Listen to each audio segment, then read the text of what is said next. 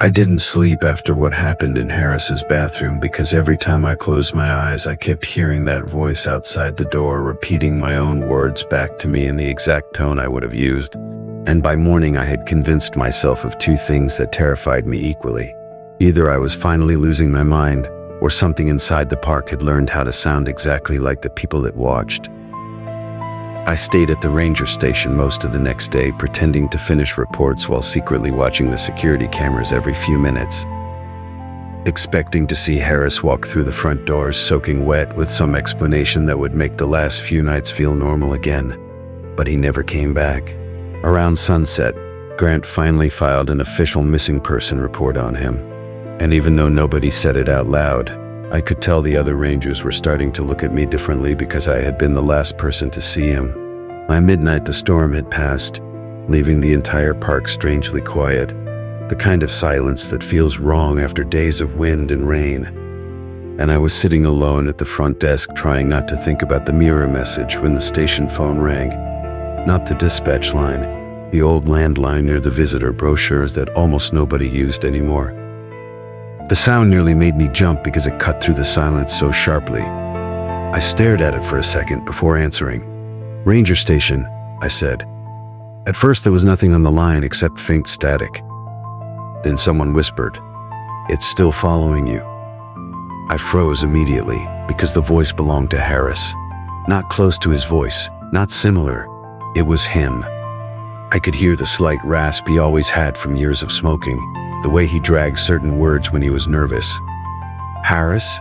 I said, standing so fast my chair rolled backward across the floor. "Where are you?" There was a long pause before he answered. "I don't know."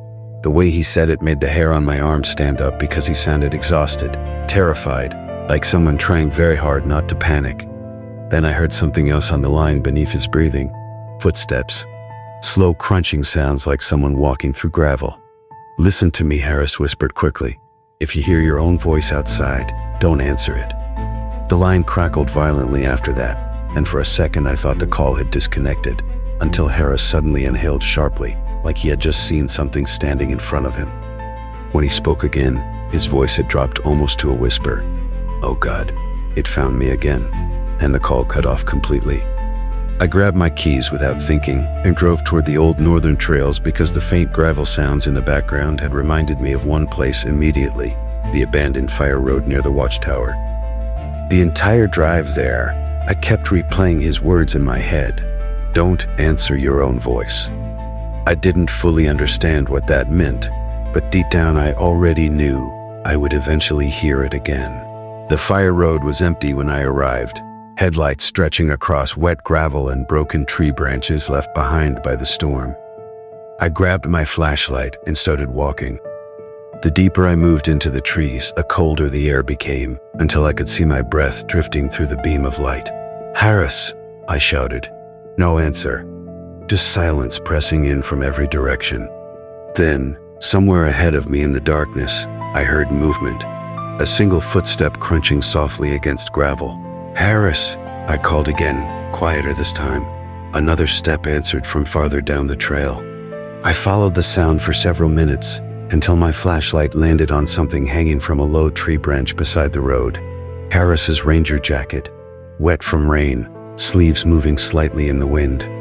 I stepped closer carefully and saw dark mud smeared across the front like someone had dragged it through the forest floor.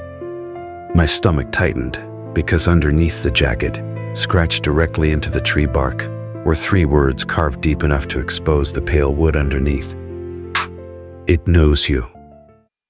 I backed away immediately, heart pounding, and that's when I heard it behind me. My own voice, calm, close, miles. I spun around so fast the flashlight beam shook across the trees, but there was nobody there. The forest looked empty, silent. Then my voice came again, this time from somewhere farther between the trees to my left. "Don't turn around." The exact same words from the radio on the first night, except this time they weren't coming through static. They were coming from the woods itself. I stood frozen in the middle of the trail trying to control my breathing while the darkness around me stayed perfectly still. And after a few seconds, Another voice quietly spoke from somewhere deeper in the trees beyond my own. Harris's voice. Weak, barely audible. Miles, it's pretending again.